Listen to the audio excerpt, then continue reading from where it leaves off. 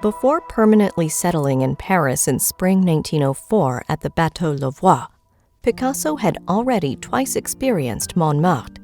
Montmartre, a village just north of the city, was a place beyond the grand boulevards of Paris. It was affordable and very petit bourgeois. It was where workers, craftsmen, artists, prostitutes, and outlaws all lived together. Despite today being an urban district in Paris, there were still vegetable gardens, cattle, and fowl. On the tail end of the Commune Libre movement of 1870, there was a sense of freedom and rebellion, attracting noteworthy people such as Van Gogh, Renoir, Toulouse-Lautrec. Along the grand boulevards and Pigalle, there were cabarets, a circus, brothels, places of leisure, and the Nouvelle Athènes district, where artists started to settle in the 1830s. Montmartre sits high up on a hill, so people had to travel down to the Boulevard de Clichy to access transportation options and access more places around Paris. The streets almost hummed.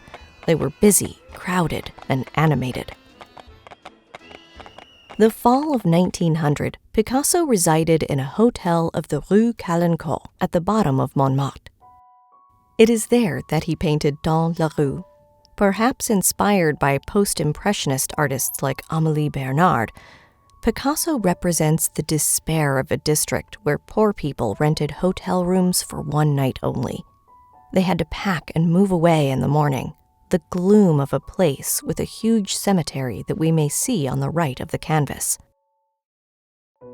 A few months later, in spring 1901, Picasso returned to Paris and shared a studio with Catalan fellows on Boulevard de Clichy. This time, he painted another urban landscape in the new Impressionist tradition. Joaquim Pissarro, for example, presented in the 1880s the hustle and bustle of Place Clichy. In fact, the perception of Montmartre and of the landscape might depend on the places where Picasso used to live. A sad neighborhood haunted by miserable characters, a busy place crossed by busy people.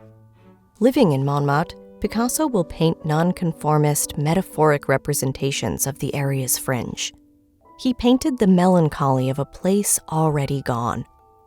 Montmartre is already mythology, and since 1900, Picasso's paintings show how much this legendary area has changed.